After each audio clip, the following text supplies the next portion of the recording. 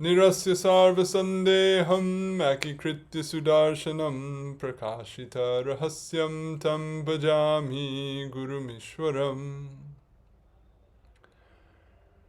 Itam Shri Radhika Prana Natapad Sarojayo Yena Premanubhutyasha Dattam Tam Shri Gurum Bhaje Shri Govinda Pararavinda Marupananya Vilashojitan Purna Prema Rasotsavo Jalamano Vritti Prasannananam Shajvad Krishna Katha Mahamrita Payora Shomudake Dato Bande Bhagavatani Mananulabam Murdna Nipatyakshito Namah Shri Krishna Chandraya Nirupadi Kripakrite Yasya Shri Chaitanya Rupa Bhut Tanvan Prema Rasam Kalo Jayatam Surato Pangor Mama Mandamate Gati Matsarvasva param bhojo radha madana mohano Adadanastrinam dantoir yacheham puna puna Shrimadrupa param bhojo dhulisam janma janmani Abhirapali paliputra kanta Dasya bilasha tibalashvavara Shri Rupa Chintamala Sapti Sangsto Durdhanta Matsvanta Durdhanta Hai Churastam Raganugami Bhajanola Samanasanam Shri Radhaya Sahasara Smaratam Brajendrum Shri Rupa Parakamala Shrita Chetasam Me Chittam satam madhukari yatupada padme Bhaktir ya nikilarta varga janani ya brahma sakshat kriter Anandati shaya prada vishaya jat sukyat vimuktir jaya Shri Radha Ramanam param bhujayugam yasya mahanashrayo Yakarya vrajalokavat gurutara premnaiva tasmai nama Yaramya nikilaga sanga shamani shotratritim sangata Yasvadya rasikai sukabdi janani dhikarya mukti spriham Yadhyata hṛdaye Gajendra tanuja premamrita syandini Saji yadhari bhakta vrinda mohita Dhanyeha Padyavali. So by the grace of Shri Kali Yuga Pavana, the Svabhajana Vibhajana, Prayojana Avatar Prema Purushottam Karuna Mahasagar Shri Gauranga Mahaprabhu, and his beloved Parshad, the crest jewel of Gaudiya Vaishnava Charjas, Sri Rupa Goswami Pad. Again, today we will continue our discussion of Padyavali, and we resume in the draupadī-paritrāṇe, the section where Sri Rupa Pad cites a series of verses that are expressive of humility. And in our last discussion, we completed our discussion of the first three of these verses, which were those of Sri Rupa Pad himself. So now we'll come to additional verses that he cites from various authors on this topic. So we'll dive right into it. So I'm picking up from verse 63. Next, the compiler cites two expressions of humility arising from feeling oneself to be in distress as a result of being submerged in the ocean of material existence.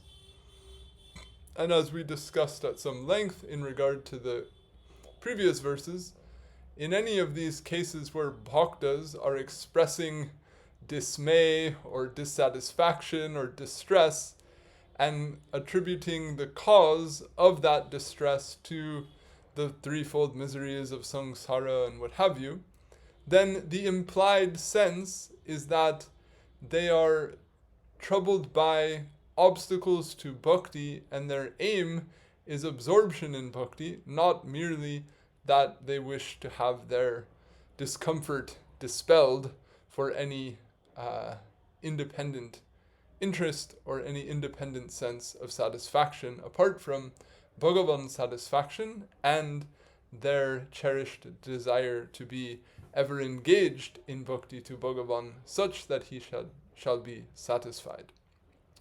So that point, which we brought out through commentaries of Jiva Goswami and Chakravarti Pad regarding prayers of Prahlad Maharaj, and which we'll also return to later on, and there's also a place where Baladeva Vibhushan makes the point clearly in his commentary on Stavamala, which will come up later. That will just play in the background as we hear all such similar expressions. So, a Odiya writes as follows: Ya draupadī-paritrāṇe ya gajendrasya mokṣaṇe mayy ārte karuṇā-mūrte tvarā gatā hare. O Hare, O embodiment of compassion, where has that swiftness with which you protected Draupadi and with which you freed Gajendra gone now when I am in distress?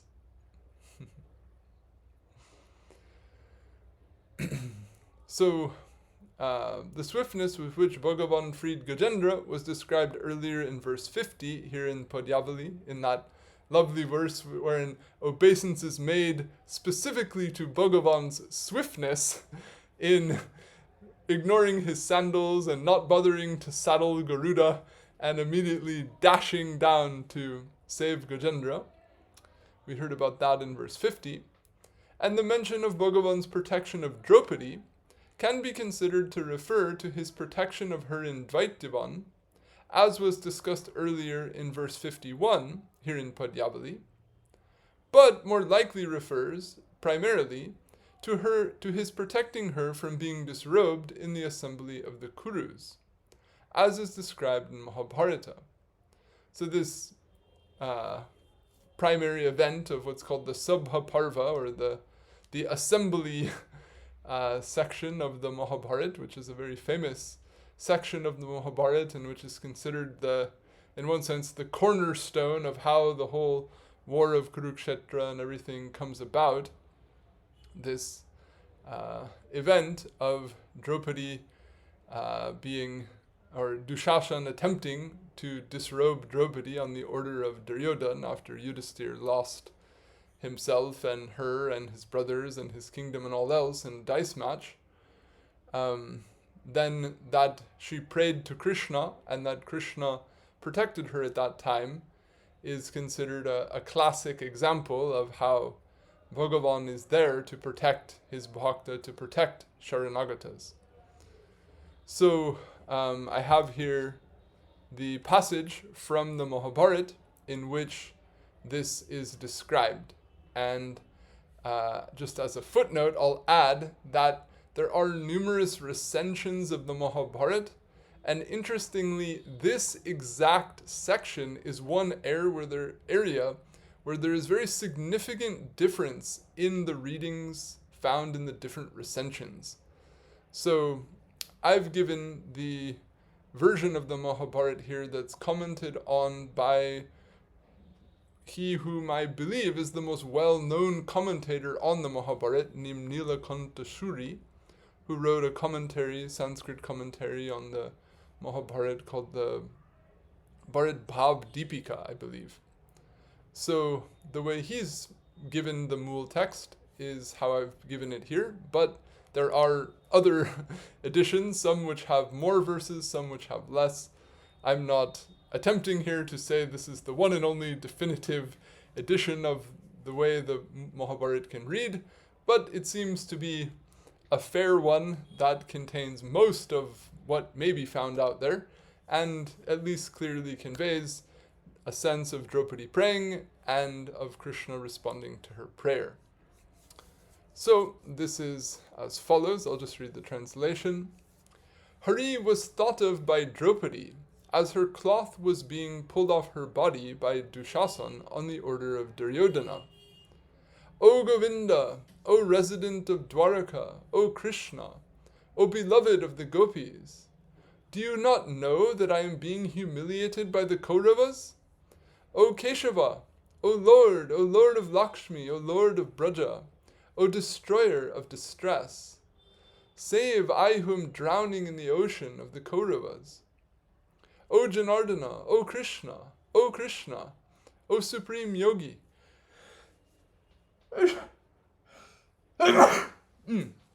Pardon me. So the repetition, so many vocatives, this is to convey the urgency and the distress.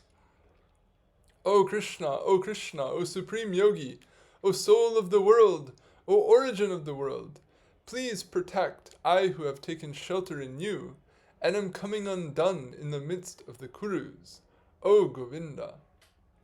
In this way, constantly remembering Krishna, Hari, the Lord of the three worlds, this beautiful woman, distressed, cried aloud, covering her face. I need a comma there.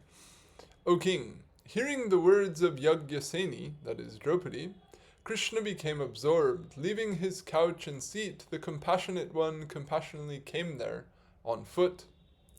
Yagyaseni cried out to Krishna, to Vishnu, to Hari, to Nara for deliverance. Then, concealed from view, Dharma, the Supreme Self, which the Vaishnava perspective on this statement is that the word Dharma or Mahatma here refers to Krishna, indeed completely covered her with various excellent clothes. As Draupadi's cloth was being pulled, O king, another similar cloth appeared many times. As clothes of various colors and tones appeared by the hundreds, on account of Draupadi's apt observance of Dharma, so the sound of applause and awe-inspiring reverberation also arose there. Seeing this paramount wonder in the world, there's another comma, mistake rather. That is, seeing Draupadi, seeing that Draupadi was miraculously protected from being disrobed, all the kings there praised Draupadi and reproached the son of Dhritarashtra, that is Duryodhana.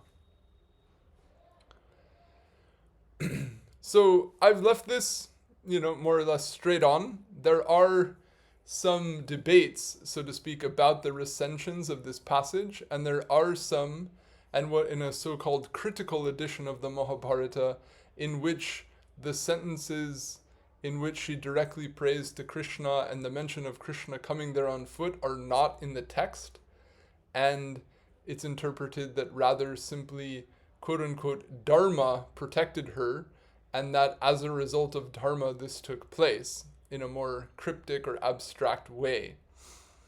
But in, as I said, the edition of this commentator Nilakanta Shuri, and in numerous other editions, then this reading where Bhagavan is directly acting as an agent in the protection of Draupadi is very vividly implied, and the intensity of her prayer to Bhagavan for that deliverance is also found. So, obviously, as per the intent of the author whose verse we're reading, he understands that it's Krishna who protected Draupadi in this case, and that he acted in great haste to do so because he didn't have much time when Dushasana had started to tug, if you will. So the spirit of the verse is that Krishna showed great haste and great attentiveness to protect Gajendra and to protect Draupadi when they faced these acute moments of distress. So, the query of the author in the verse under discussion, quote, "Where has your swiftness gone when I am in distress?" is expressed to convey humility in the form of an intense feeling of an urgent need to receive Bhagavan's grace, akin to that felt by Gajendra and Draupadi in their respective circumstances, whereby one can overcome the obstacles to absorption in bhakti to Sri Bhagavan, posed by one's condition amidst the waves of the ocean of samsara. So, it's not the sense that he's expressing a doubt or he's complaining, saying, "Where is your swiftness gone?" Meaning, "Why are you late?"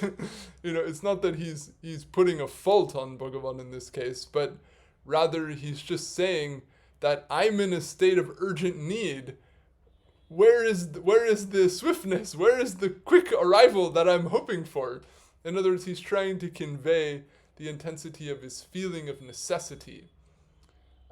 So this is in the Dīna-bandhur, as we've discussed.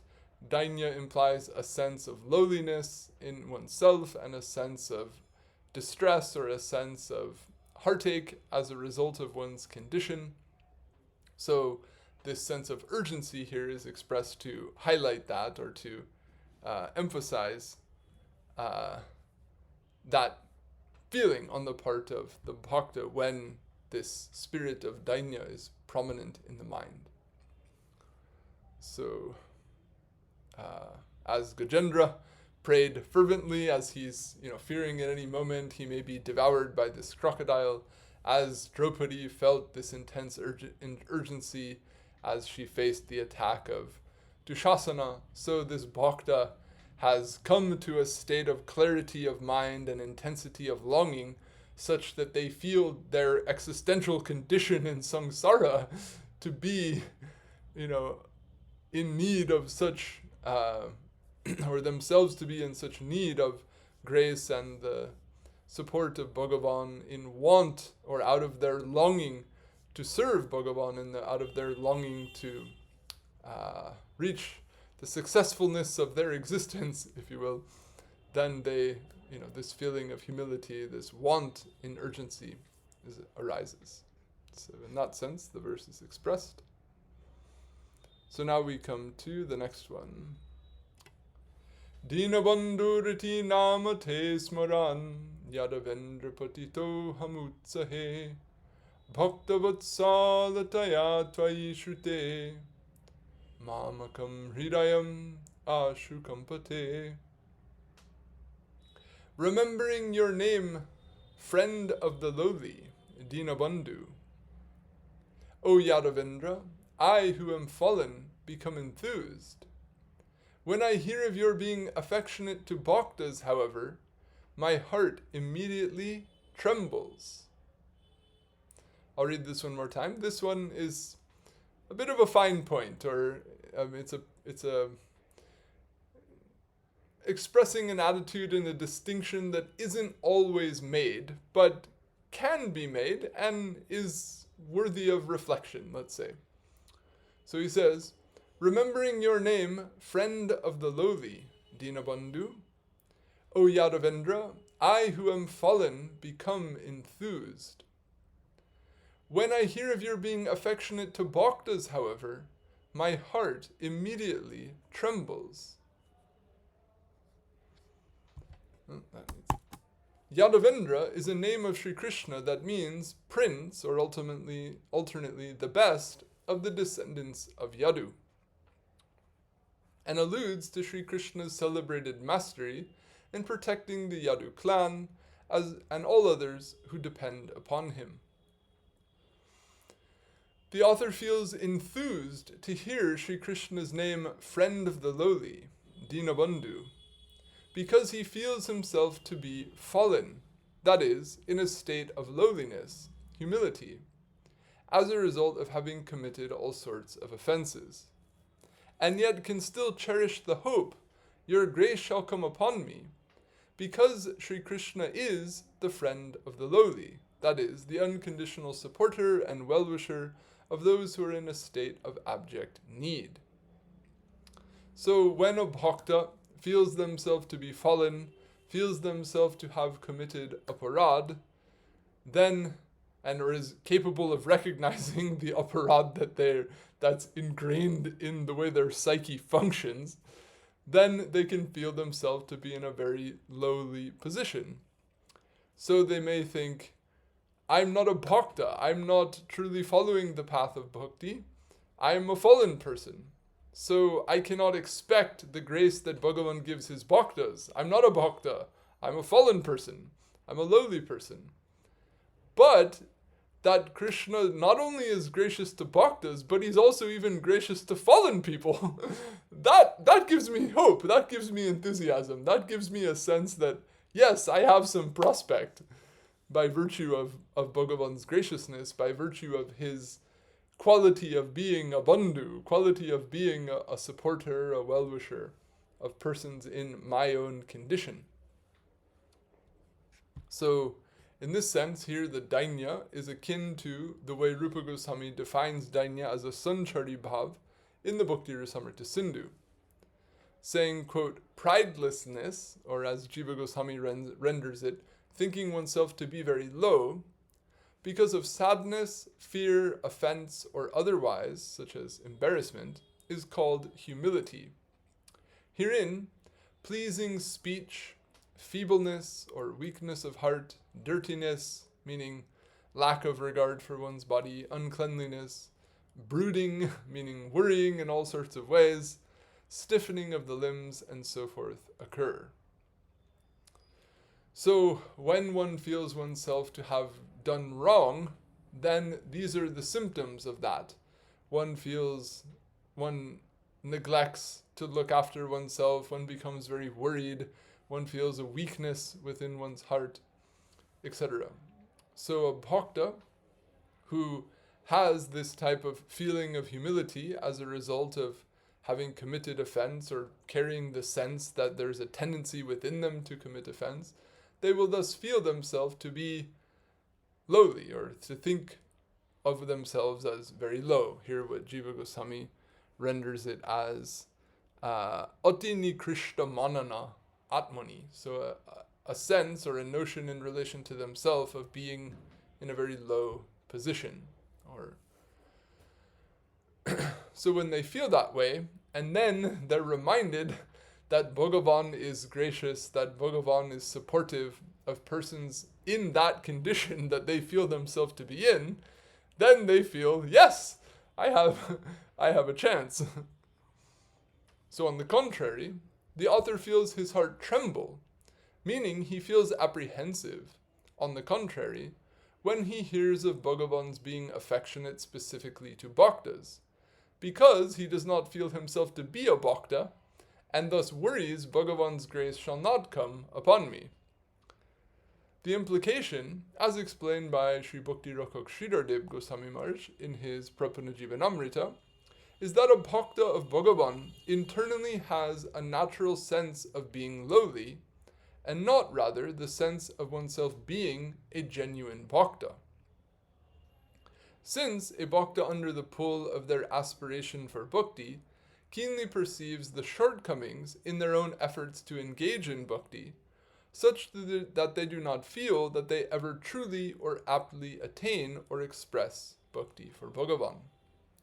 So this is something we talked about in the section about trinadapi sunichata, or being even lower than grass.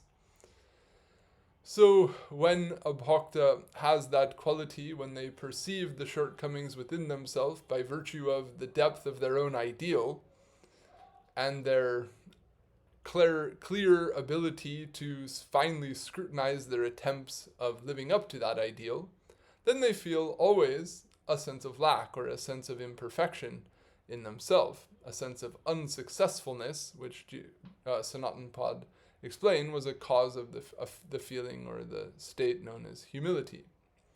So thus, this can be said to be, quote, natural in a bhakta, and thus create, as we've discussed before, the rather ironic circumstance in which one always feels oneself to not be the thing that one is. Or in other words, to the extent that one is truly a bhakta, one has the clarity of mind and the depth of ideal,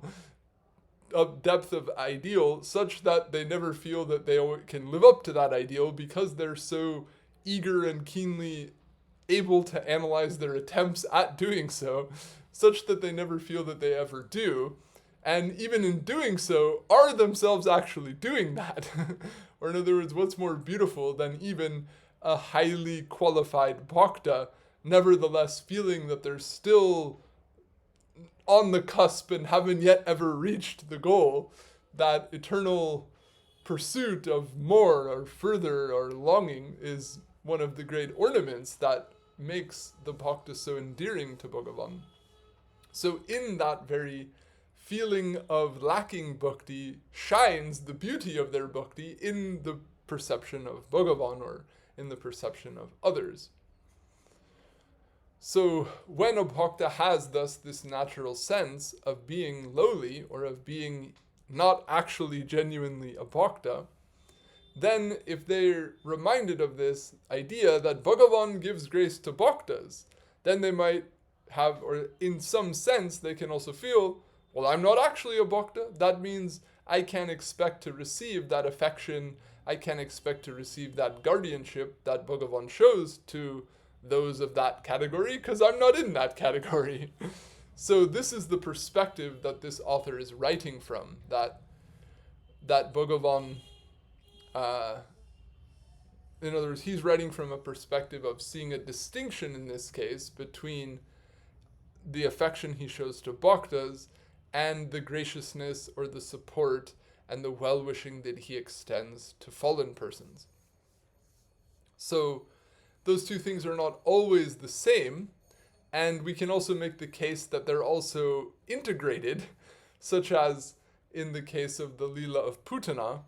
Bhagavan showed such grace to Putana, who was not a bhakta at all. Rather, she was the ultimate adversary and a tempting murderer. And yet she received grace that, a bhakta would be very delighted to receive by virtue of just imitating the dress of a bhakta in the course of going to commit a heinous offense. So that Bhagavan's bhakta-vatsalatayā, or in other words, because Bhagavan holds the Braja Gopis so dearly, he has such affection for them that even this murderess who copied their dress still ended up getting his grace. Thus, we can say that there's also some outflow, or there's some, greater benefit that his bhakta-vatsalatayā brings even to the non-bhaktas.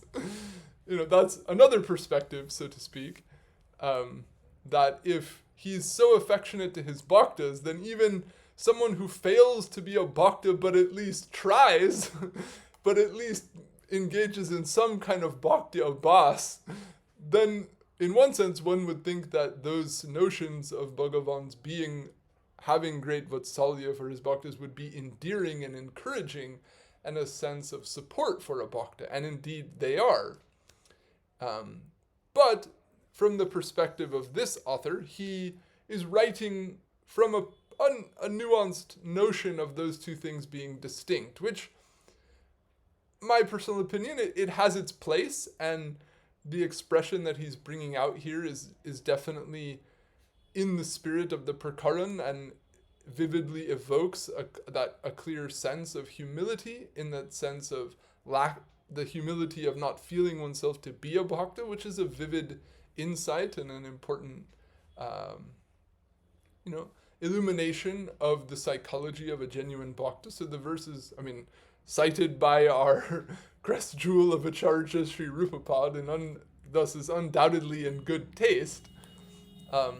Yet, I just make these other comments to say that when we read the Shastra, or we read other statements, or it's not necessarily that we have to force fit this particular distinction into the way we read all these other things.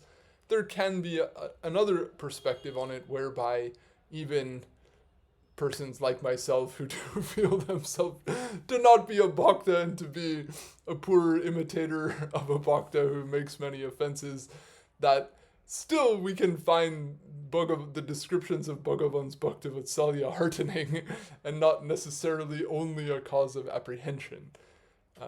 That is undoubtedly how we've observed so many Vaishnavas drink in or imbibe so many of these leelas. So both perspectives have utility, both perspectives are demonstrated by Vaishnavas earlier and of the present in the tradition, and therefore I speak from both sides, so to speak. So in summary, he's saying, I feel enthused when I hear about Bhagavan being the friend of the fallen because I'm fallen, and my heart trembles when I think that his affection would only be extended to his bhaktas, and I don't at all feel myself to be a bhakta. And another last point I'll make on this verse is that humility is something that gradually emerges from the purification of the psyche and one's advancement, so to speak, on the path of bhakti. So for one who's not as advanced and thus lacks that type of humility, there can also be more of a premature notion of oneself being a bhakta, or saying, hi, I'm bhakta so-and-so, or, which, may also just be an innocent conformity to a social convention, but there can be, in a state of lesser education and perhaps not having had as ideal forms of association, there can be a lesser notion of the depth of what it means to be a bhakta, and thus a premature sense of oneself having become more of what it means to be a bhakta than one actually has. And then in that case, then this type of verse can be a little bit difficult to understand, because you might think, well, I'm a bhakta. Why would I be troubled by hearing that Bhagavan is affectionate to bhaktas? Why would my heart tremble like that? I'm glad to hear that. That gives me joy. And in fact, I've even seen in some cases this verse rendered like that my heart trembles means like, I get excited and happy to hear that. So, someone may have interpreted this verse like that, but at least according to the Sanskrit commentators whose works I've checked, no one reads it like that, and rather reads it in the way that I've explained here. Okay, moving on. Next, the compiler cites an expression of humility arising from self-reflection that results in perceiving oneself to be an unfit recipient of Bhagavan's grace. Stāvakās tava chaturmukādayo bhavakascha Bhagavan bhavādaya sivakā shatamakādaya sura vasudeva jadike tadavayam. O Bhagavan, O Vasudev, if you have praisers beginning with Brahma, meditators beginning with Shiva, and servants beginning with Indra and other suras, then who are we?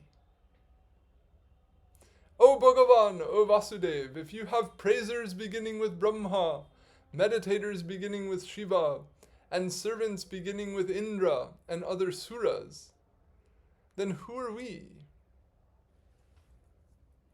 The greatest of sages, led by Brahmadev, perfectly chant the glories of Bhagavan by means of reciting the Vedas and other hymns. The greatest masters of yoga, led by Bhagavan Shiva, flawlessly meditate upon Bhagavan by means of various well-established methods. And suras, that is, highly educated and capable devas led by Indra, who is referred to here as Shatamaka, or, quote, he who has successfully performed 100 horse sacrifices, which are the most difficult of all sacrificial rites, astutely attend to Bhagavan as his order carriers. So if these devatas who have so much capacity, who are so adept, are doing all of these methods of adoration of him, of chanting his glories, meditating upon him, carrying out the administration that he wishes to have done for the world, if all of these highly capable persons are already doing everything so well and have so much capacity, then what am I going to do? What can I contribute? So then who are we, thus implies, in comparison to all of them, what can we do, being mere fallen human beings? We don't have nearly such capacity, and even in the scope of what there is in human capacity, we lack that because of our faults, our shortcomings, our unfavorable mental conditioning, etc.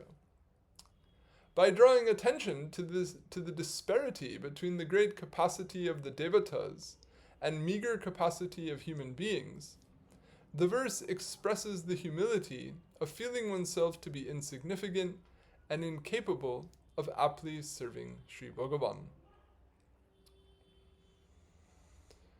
So again, the prakaran is dainyokti. He's citing various expressions of humility. So one type of humility, as Sanatan Pad mentioned in the definition that we discussed at length earlier, is a sense of incapacity.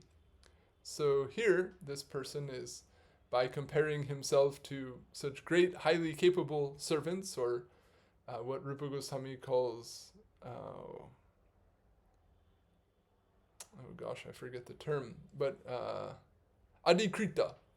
He gives 4 types of dasas in the Bhakti Rasamrita Sindhu, and the first was the adikritas, or those who are established with certain administrative responsibilities as their service to Bhagavan, meaning Shiva, Brahma, the various devatas conduct various forms of administration in the world in service to Bhagavan. So when all these great persons are able to perform such functions with such capacity, then we're very meager in comparison. So no doubt, Bhav Grahi Janardana, offer me a little Ganga water and Tulsi and I'm satisfied. You don't need to be Brahma or Shiva or Indra or perform some grand function or chant some complicated thing in a perfect way or what have you to please Bhagavan. That's also there, but that's not the particular focus and sentiment of this poet at this time. Rather, he's making this remark to express or to reflect a feeling of incapacity within himself. So that's the spirit and the thing to be imbibed from the statement. Not that we necessarily are going to argue with this poet. No, you don't have to feel like that because it's not like that. It's like his feeling has value, even if, the comparison might not always need to be made or is not one that must be made in principle, so to speak, but it's a way of him expressing. In other words, the sentiment is fundamental, the illustration is secondary, rather than the sentiment must come from the illustration. This is my 2 cents on the topic. Okay, the next, which is a more well-known statement, also cited by Jiva Goswami in the Bhakti Sandarbha. Next, the compiler cites another expression of humility arising from a vivid feeling of personal incapacity and self-reproach. So 3 verses in a row, we're getting this sense of incapacity, and now we get this one, which has incapacity combined with self-reproach. So he says, Parama karuniko nabhavat para, Parama shruchyatamo nachamat para, iti vichintya hare mayy pamare, yaruchitam yarunata tarachara. There is no greatly compassionate person greater than you, and there is no greatly lamentable person greater than me. Considering this, O Hari, O Lord of the Yadus, please do that which is fit for my wretched self. The sense of personal incapacity and self-reproach that the author expresses in this verse is the reason why Sri Jivapad cites this verse in Bhakti Sandarbha as an illustration of the limb of Sharanagati known as humility, karpanya, which Sri Sanatan Pad explains in his commentary on Hari Bhakti Vilas, as was cited earlier, to mean being in a state of distress, or being artitva, in a manner such that one feels compelled to pray, "O Bhagavan, protect me, protect me." So as Gajendra, as Draupadi felt this distress, this urgency, such that they're calling out actively for protection to Bhagavan, that sense of being in distress is the aspect of humility, or is one aspect of humility, and is typically referred to with this word karpanya. So that sense of karpunya is also found in this verse. In other words, he's feeling himself to be the most lamentable of the lamentable, and thus the only person capable of uplifting him from this most lamentable condition is he who's the most compassionate of all who are compassionate. And yet, how that should be done, he doesn't even feel that he's fit to say. In other words, sometimes people think, yes, I'm in need or I have a problem, but I know the solution, so I need to pray to Bhagavan for that. So then they come to the temple and they say, oh, give me X, give me Y, help me with X, help me with Z, thinking, that's what I need, I know that much, and now I just need the support or the help to do that. Whereas, if really one feels oneself to be incapable of dealing with one's situation, and moreover to have a sense of self-reproach about one's own condition or thinking about one's own condition, then they can't even pray for something because they don't even know what to pray for. They feel audacious to even think that, or to show Bhagavan that they think they know what will actually fix their problem. So rather they outsource the necessity of diagnosing their problem and then remedying their problem. They pass that on to Bhagavan as well. And they say, whatever should be done for me, do that. I can't even diagnose my condition. What to speak of fix it. So you please diagnose and apply the medicine or the diet or whatever is required. So this is in one sense a deeper sense of self-reproach in regard to one's condition. And another side of the verse can be considered as follows. The author's holding this vivid feeling of personal incapacity and self-reproach alongside his deep faith in Bhagavan's compassionate nature and deep acceptance of Bhagavan's guardianship, however, results in an expression in this verse that on the whole provides a sense of hope, even in the midst of direct perception of one's abject fallenness. In other words, if one turns the lens of scrutiny upon oneself and turns up the light high and finds so many things that one considers oneself unfixable or unforgivable or the lowest of the low and hopeless, so to speak, then this can result in depression, or this can result in thinking that following the path of bhakti is impossible. This can become too extreme, so to speak. So, as fallen or as lamentable as one may feel oneself to be, no matter how extreme that is, as it is said in Brihad Vishnu Puran, that a sinful person cannot commit sin to an extent greater than the name of Hare has the power to purify, so no matter how lamentable a jiva's condition may be, Sri Bhagavan's compassionateness and capability to uplift such a jiva shall invariably always be greater, and thus a source of hope. In other words, you and your minuteness cannot be as bad as Bhagavan in his vastness can be good. Bhagavan's goodness will always exceed the level of any potential badness on your part. So, no matter how extreme one's condition may be, it's never more extreme than Bhagavan has the capacity to rectify. Now, of course, that rectification may be gradual, it may not be pleasant, it may require discipline, it may not be something that you like, those are all other considerations, but nevertheless, that there is always, by virtue of simply faith in the infinite and well-wishing nature of Bhagavan, always hope in the long run for everybody, then that includes oneself. And even if someone might be very disappointed in themselves or feel oneself to be, struggling or engaging in what they call self-betrayal or things like this to a severe extent, nevertheless, they can always take solace in the power that Bhagavan has that can exceed that minute power one has to squander one's opportunity in human life, so to speak.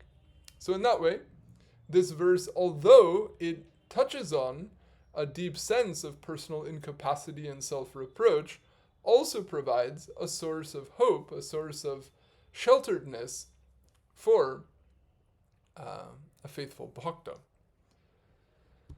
And does so in or through the spirit of what Jiva Goswami is referring to as karpanya, or this sense of being in distress and in that condition reaching out to Bhagavan, appealing to, seeking his protection with conviction in the value that that will bring to one's life. Okay, then, I think I've got one more in the file there, so I'll go one more. Next, the compiler cites an expression of humility arising from the experience of struggling to control the restless mind, based on the understanding that the state of one's mind is the determining factor in whether one is progressing towards liberation or proceeding further into bondage. Quote, "Only the mind of human beings is the cause of bondage and liberation. A mind attached to objects of the senses, or vishoy, is known to lead to bondage, and a mind free from objects of the senses is known to lead to liberation." So how one uses one's mind essentially shapes one's long-term destiny, then one understands it's imperative to use the mind in one's own best interest. Thus, Krishna says, the mind can be your best friend, the mind can be your worst enemy. And when the mind is out of your control and engaged in unfavorable pursuits, you've definitely got a problem. So, if one is struggling to overcome the unfavorable samskaras that one has and the restlessness that perpetuates in the mind as a result of them, which is pretty common in the world, then this verse is specifically a prayer that's applicable, or is expressing the tension, if you will, that an aspirant feels when struggling with that challenge. So, he says, "Bhavod bhava klesha kashashata hata paribrahmanindriya kapatantare niyamyatam madhava me manohayas twadangrishanko drida bhakti bandhane." O Madhava, with the tether of firm bhakti, please hitch to the post of your feet the horse of my mind, which is being beaten hundreds of times by the whip of the sufferings produced by samsara, as it runs wildly down bad roads of the senses. So, if you've ever been on a horse that's been spooked and is running out of control, then you'll like this verse. And you'll be able to relate to it well. As a kid who grew up on a farm with horses, it reminds me of experiences I had when I was young. So, if you're in that position where you're sitting on a horse that's running wild, you can't jump off the horse because that will hurt, as you'll fall in a way that you can't predict. So you can't get off, but it's also very scary because you don't know what the horse is going to do or where it's going to take you or whether it's going to run you past a low branch and you're going to hit a tree or who knows. So you're scared to stay on and you're scared to get off. So you're in definitely a state of distress. So you might try to control the horse and hit it with a whip if you have one. But when a horse is really spooked or really angry, it doesn't listen no matter how much you whip it and just starts running all around wherever it goes. So when you're in that situation, then you really hope that someone can, with a lasso or someone with a rope can somehow, if the horse has a halter, it can somehow attach a rope to the halter or lasso the horse around the neck and then tie it off to a fence post. that's the only way that the horse is finally going to stop running around and you're going to be able to safely dismount.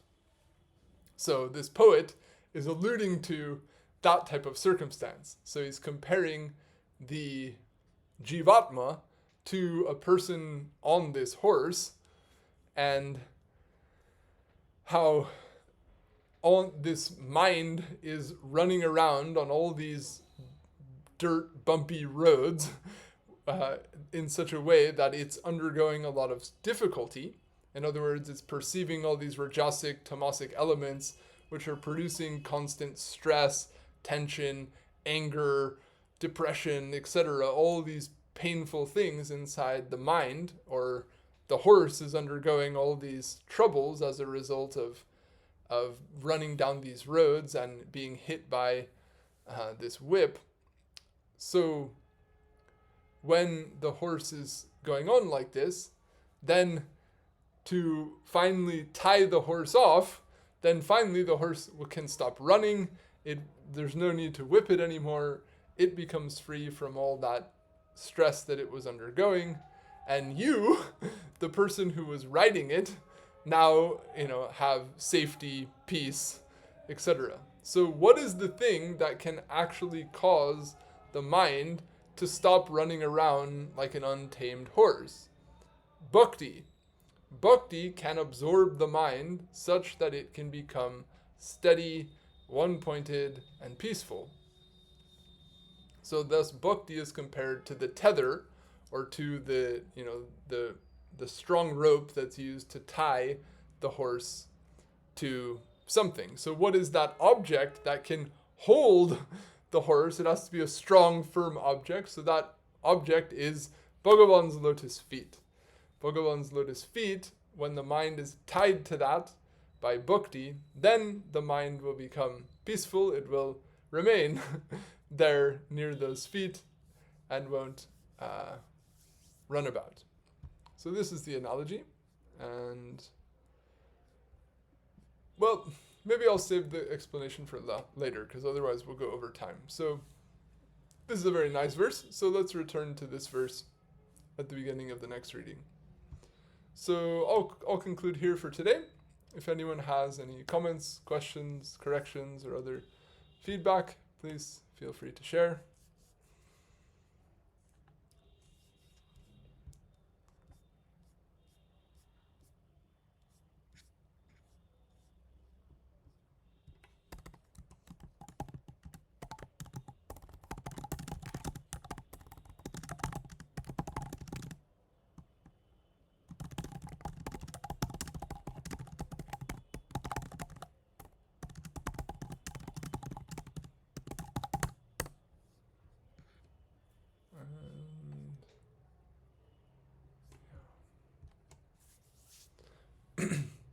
Okay, well, if that's it for today, then I'll leave it at that, and we'll continue our further discussion of Padyavali next week. Vaishnavebhyo namo nama. Jai Guru, Jai Gaur, Jai Jai Shishi Radhe. Jai Shishi Radhe. Thank you. Jai.